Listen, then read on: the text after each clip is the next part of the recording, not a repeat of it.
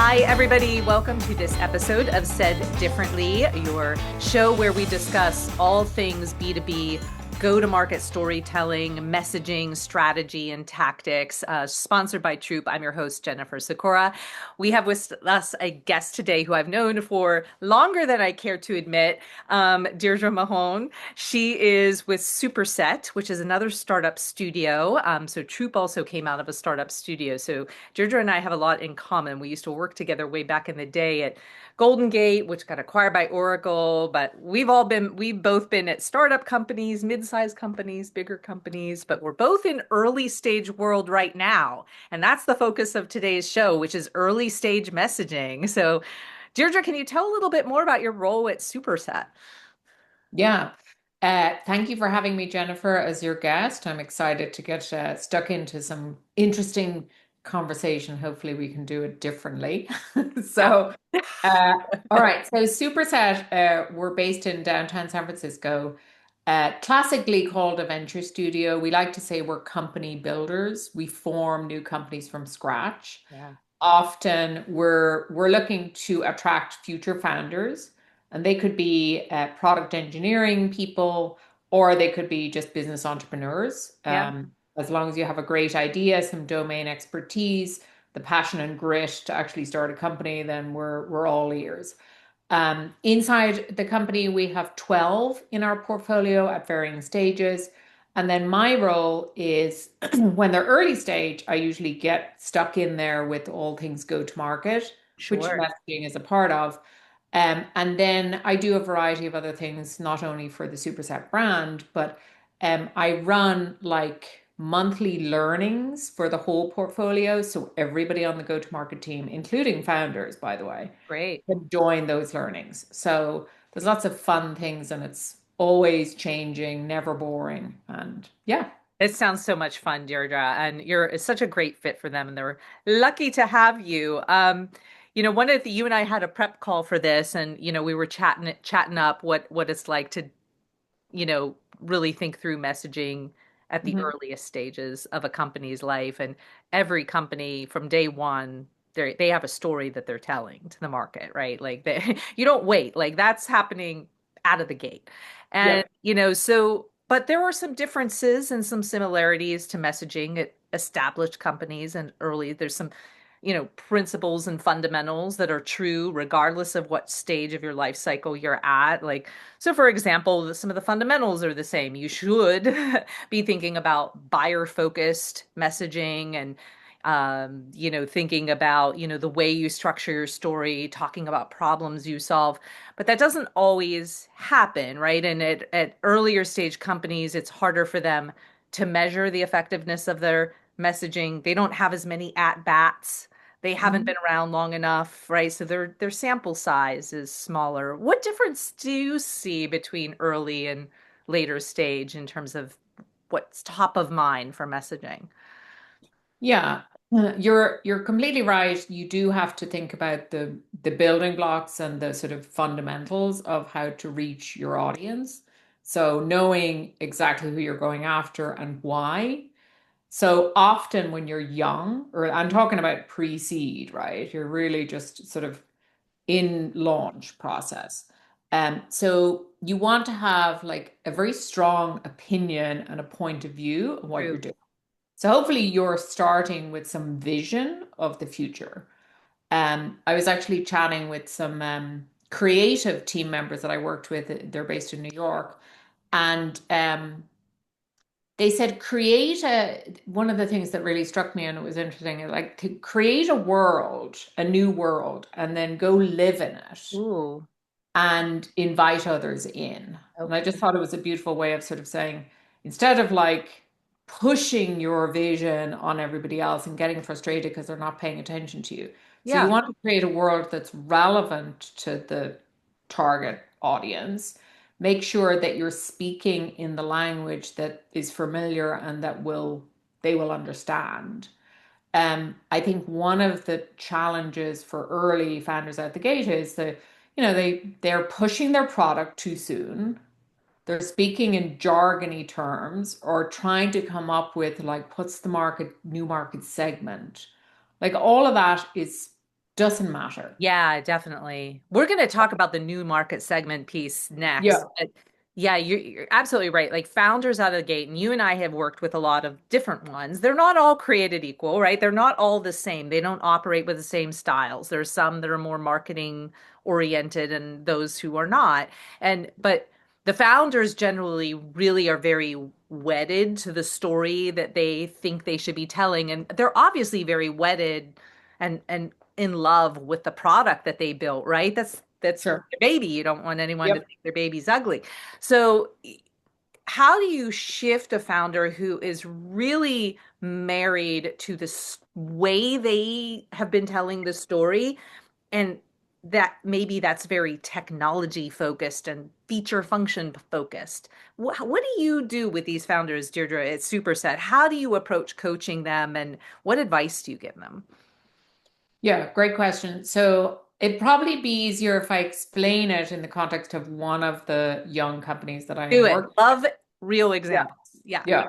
So, I mean, obviously you're a small team. So you have usually on the team, there's, the founder or co-founder, somebody's responsible for a product, the other person's more business.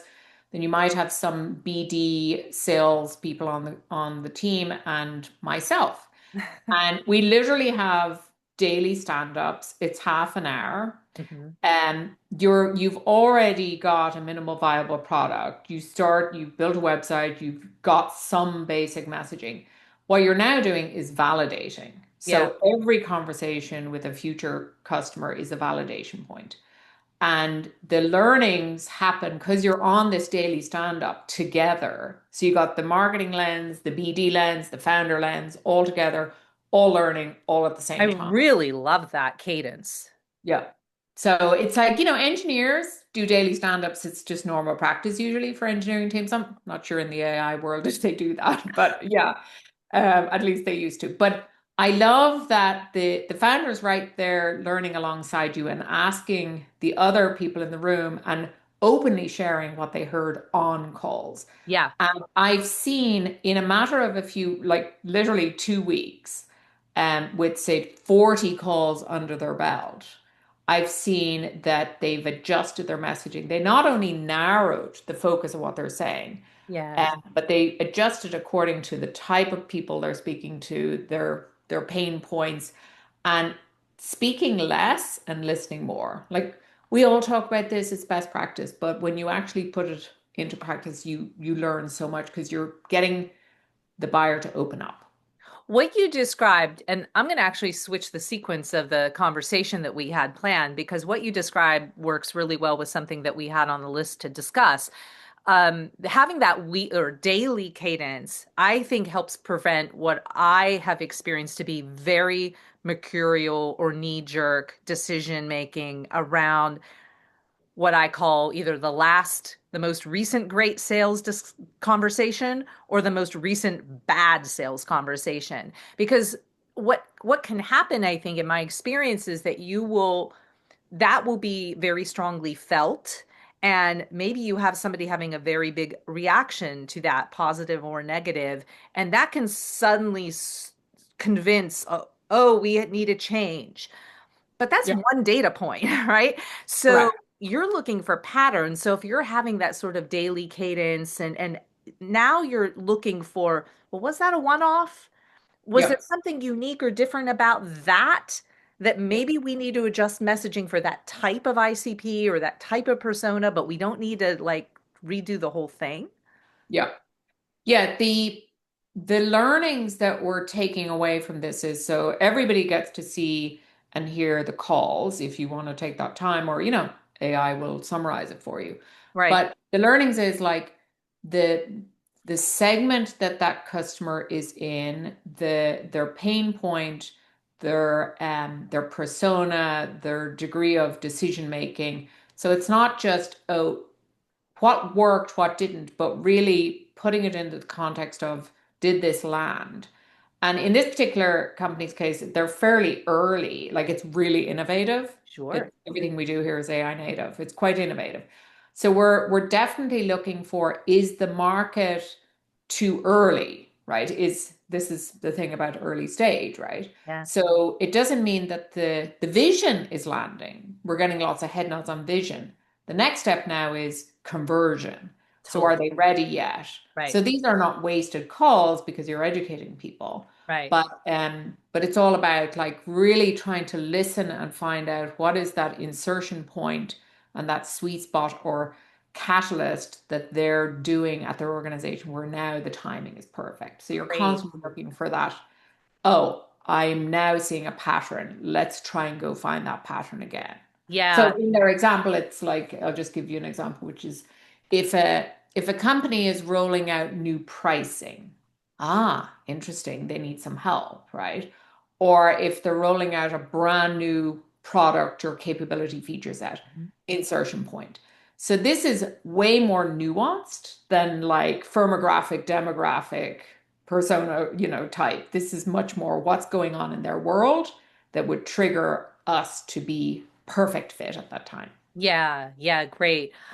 That's so great. And obviously at Troop we're trying to tackle a big chunk of that problem at well, but for companies that are a little bit further along and have a much larger reach and data set, but it's good to really start thinking about that in the earliest stages, which is, are we being consistent with our message? Are we applying it in the way that we all agree we should be applying it? And if all of those things are true, then what's happening? What are the characteristics of the person we're talking to and the way we're saying it that is either advancing it or stalling it or, Yeah. yeah. Yeah, and what's beautiful about doing this on a stand-up basis is we literally go around the room and we say, "What do you think? What are you hearing?" Because different people hear different things. So That's it's great. not a case of the CEO founder saying, "Hang on, based on that last conversation, as you said, I'm going to change everything." So Yeah. you have this window of time, you go at it, you take the learnings back, you discuss it, and adjust course. Yeah. Yeah. So yeah, that's That's great. I I also would say, advise early stage founders to just take a beat, right? yeah. Like don't if you're going to go through a big rewrite of your messaging approach, sleep on it overnight. Like don't just Totally. yeah. Totally. The one thing I will say is, yeah, it's like the quick takeaway is stand in your customer's pain. This is a Mhm. I'm quoting one of our general partners, and he talks about it like literally get into the DNA of your customer. Mm. It's like what keeps them awake at night? Where do they hang out? What kind of places do they find their information and content from? Like you really want to understand it. And I was actually remembering one of our customers when we worked together years ago.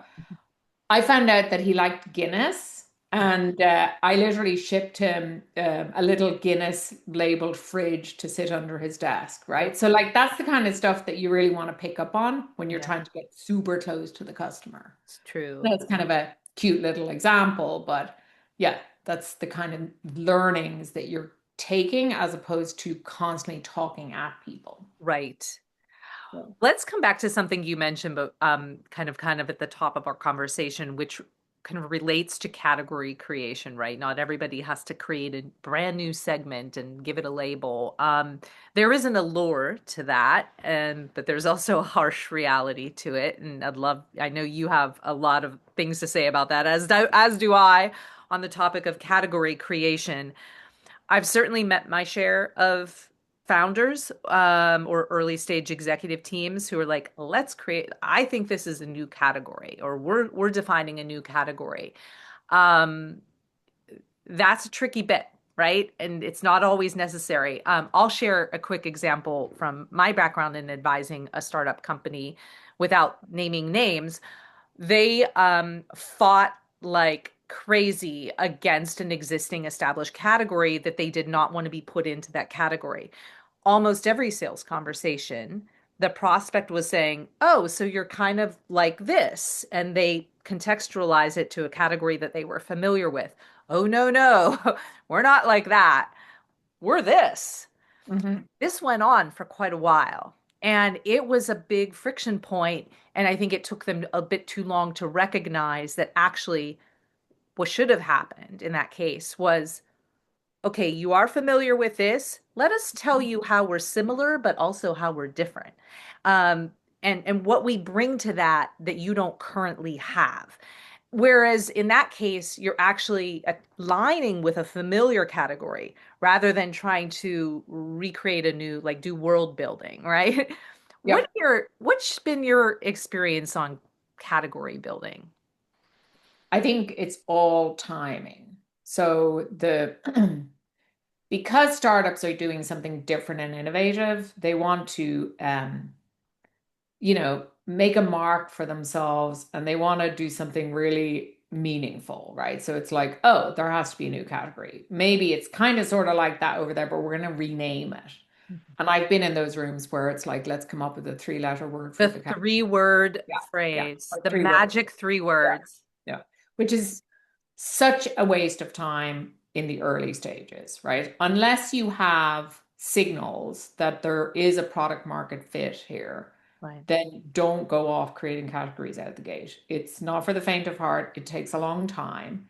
And by the way, category create and it's expensive. Yeah, not just in terms of resources, but like for tons of reasons. It takes the best part of a year-ish to category name it nowadays. A Mm. few years ago it was more like 2+ years. Um, I think category creation is interesting for the provider vendor, not so interesting for the buyer. The buyer So true. ultimately, yeah, the buyer ultimately just wants to know, can you solve my pain? And how are you going to do that? And are you going to stick with me? And can I trust you to do that? Right? That's ultimately all they care Right. about. Yeah. So early on, you want to get enough traction in the market, enough customers, hopefully falling in love with what you're doing, even referring you to others. Now you have some foundation to build upon, and then go create a category. And don't do it in a vacuum. Make sure that I love your example of that story where no, no, that we're not that, we're this new thing, right? Right. So Yeah. yeah, yeah, And differentiate from the incumbents. and often you don't get to be the one to pick the name of the category anyway, right? Now we can have a whole separate topic about what will the future of Gartner be. That we'll save that for a rainy day. But you don't always get to pick. No, this is true. This is true. You can invest a lot of time, energy, and money only to have maybe even a bigger player move into yeah, that space who has much deeper pockets, yeah, influence analysts more than you can, and now yeah, you're trying to fit into this other description. yeah. And it's often, I do get this question a lot about my category creation from founders, and it's often a windy path to getting there. So, Yeah. like when we were both at Golden Gate Software, which ended up at Oracle, um, one of the leaders on the team decided to call it like, I don't know, transactional data management, or it Yep. was basically TDM. replication under the covers. Oh my God, that transaction TDM was too damn much, right? We did So have that joke. yeah, we Did. did. I don't know if leadership knew we had that, but we did. Yeah, that's okay. Now they know. So it was fun. But we ended up just talking about it in the outcome basis. That's right. It is middleware. Cool, whatever. There's lots of middleware things. But ended up being real time. Hmm. The real time is actually the outcome, what you That's get from right. it. Yeah. It's not like it's Yeah. not 3 word boring descriptor, right? Yeah. Yeah. Yeah. And then I went through the same exercise when I was at Honeycomb, which is in the observability space. Right. And the incumbents were big companies like Datadog and New Relic, which is application performance management, very descriptive. Observability, not so descriptive. In fact, I was like, geez, do people know how to spell that?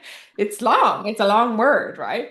Right. So, anyway, it turns out that no, that's the category. And we Yeah. did actually end up with one word, and we just taught the world it was different. We definitely compared it to APM, application performance management. Nice. Yeah. Yeah, there's different paths. I, so this is it kind of dovetails well to what we were just talking about, but and we touched on this a little bit already, but what are the signals you're looking for that it is time to pivot your messaging? Like what you've started with, what you're bringing to market. You've been maybe relatively consistent about using it across your team and your content and Yeah. you know you're just not seeing the results. Or you think it could be more, or maybe something else has happened that, Yeah. that's sort of obvious, right? If there's an external trigger, okay, we've added a new product, there's M&A or whatever, then you're going to have to adjust. But let's say things are status quo. How do you know it's time? Yeah, and I do think it's sometimes it's easy to blame messaging, right? Like I do Oh, think I like where this is going. I have been in situations where it's you work closely with sales and sales is like, it's the message, right? And like we know that changing, like a significant change to your message can be really difficult and time consuming. And they And may not adopt it anyway. I'm talking about the sales organization, yeah, right? it's a little scary. Yeah. Or are sales actually using the messaging that you all agreed upon Yeah, X time frame ago, right, right? right. There could be lots of different reasons under the covers. So I think you have to examine it closely. I think you have to um, experiment before you do this carte blanche, everything changes because messaging lives everywhere. Then you probably have to take a segment of the market, maybe you try it on for size, do Yeah, something, experiment, get some feedback, and you can turn really quick learnings around from doing some just very dedicated ads, for example, with a specific cohort. I wouldn't advocate, oh, especially if you're further along, right? And you have gotten customers, or you go back out to the market and you just talk to your customers and do a lot more listening, which is kind of the original point we made. that's right.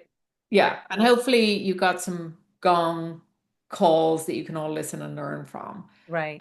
And Or all the Troupe. way through, yeah, true, thank you. And all the way through to, your customer success people. A lot of times there's knowledge and wisdom that customer success teams have that doesn't always bubble back and close the loop and feed back to the top of the funnel, Right. right? Right. Yeah, so I just be careful. You can make adjustments based on new product offerings, of course, but at the end of the day, it's the outside in signal that matters the most. Yeah. I think those are all really great practical pieces of advice that I will click down on twice, three times. That's good advice for early stage teams to listen to. Um, Certainly, it can be messaging that's your problem, but I think you don't want to just automatically assume that that's the root cause. You have to really be thoughtful about how are you isolating that that's the issue. And then, and I love the idea of testing that with small cohorts and, small sample sets and getting that feedback and comparing it to what the mean is for everything else. So it's great. Yeah. Um, Last topic I have for you. A big messaging kind of trend. Maybe it's not as trendy anymore. Sorry, I'm a little slow on the trendy stuff. But building in public is a big Yeah. theme right now, especially on social media, LinkedIn, X, pick your poison. You will see folks doing posts where they are, sharing specific kind of things they're doing at their companies and making it very transparent, right? And so the concept of building in public is that transparency, that under the, behind the scenes look, and what are the outcomes of that, and giving people sort of this insider view. Right. What is your feeling about that as a messaging strategy? Do you like it? Do you not like it? Like mixed feelings? What's your take? So I would say more mixed feelings. I like the generally I like the authenticity factor. Yeah. Um, and when you're being authentic and you decide to build in public, then you have to give the good, bad, and ugly, right? Hmm. So I think we can all see through, oh yeah, they're just basically bragging again, right? So Right. if it's like feigning authenticity but ultimately bragging, I think we can all read to that, and that's a bit off-putting. I Um, agree. Yeah. it depends on your tempo. If you're doing it all the time, it can just be noisy. So I think you have to be a little careful, and then ultimately, like, think about your audience. Like, what are you actually imparting and what's in it for them? If it's just a lot of more like, look at me, I'm a die awesome, then that just it's not going to stand the test of time, Right. right? Is it helping you build trust with them? Is it helping you Right. build a rapport or I get you, right? Yeah. Like those are good things. Yeah. So I think, like, I read something just this week from the founder of Clay, and Clay is, a go-to-market darling these days, and they've seen rapid growth. So hats off to Not them. initially, though. Took them a few Yeah, years. took them 7 years Yeah. to get to that point. Yeah. But there was a quite a long sort of share it was in X, formerly Twitter. But it was openly sharing how they run their own GTM engineering teams Mm. and learnings and practices from that. So he was exposing what we do as a company when we're Yeah. doing GTM and the learnings thereof. So I did read that. That was really interesting. yeah, it was useful. It was informative. One of my co-founders shared it with me, asked for my thoughts and opinions. Yeah. So it already had like even a little viral effect inside our studio. So Yeah. when it's useful, then great. Yeah. But if it's just navel gazing stuff, no. Yeah. And I would add, it has to come from one of the founders, right? If it's being posted from the company account, it Yeah. just doesn't land the same, right? It's storytelling. It's the founder or somebody that's part of like I wouldn't, they don't always have to be the founder, but somebody who's sort of Yeah. fundamental to the In a team. leadership position, Yeah. you have to have strong points of view. You have to have some original thought. It can't just be regurgitating the same old, same old. Yeah. The one thing I will say is, uh, so if you watch the Super Bowl, and we all love Bad Bunny, the beautiful thing about Bad Bunny when he was on the field entertaining us, he wasn't like, I'm the front man, chest pounding. Hmm. So the way he presented himself was, I'm part of the community, I'm in this together, here's my team, we're all providing this entertainment. So I love founders that elevate their team. If you're going to do this build in public, then promote what's happening, just like the Clay example, like, look what our team is doing, That's as opposed to me, me, me. That yeah, can get a bit old. So I great. think it's important to just pay attention to how you're doing it. I think that's such great advice. I love it. This has been an awesome conversation. Any thoughts on founders for their messaging strategy? So before we jumped on, I was thinking the hardest part about young companies coming out and starting is it does feel like you're creating original art. You're innovative by very definition. So it's like you're really painting an original art piece as opposed to stealing and composing art from other places or other genres. And that makes it harder because it has to be beautiful, it has to be interesting, it has to be engaging. So it is this constant art and science, right? And constant getting feedback. So that's often what it feels like. And I think that's why I love startups, because it's so new and it's so refreshing, right? Yeah, yeah. I do too. And these challenges, as hard as they are also a lot of fun, Yeah, to figure out. totally. Um, Yeah. and yeah, so thank you so much, Deirdre. I'm so glad that the Portcos at Superset have a great marketing advisor like you until they're able to get ramped up enough to bring their own on. But Yeah. you certainly bring a tremendous amount of experience to your role for them that even if they hire somebody in-house, they're not going to get it, Deirdre. So Thanks, Jen. And likewise with Troupe. Troupe is lucky to have you as an advisor. So thank yeah, you. they're doing some really interesting stuff. So yeah, pay Yeah, we're attention. excited. Well, thanks again so much, Deirdre, and thank all of you for listening. Take care. Bye. Bye.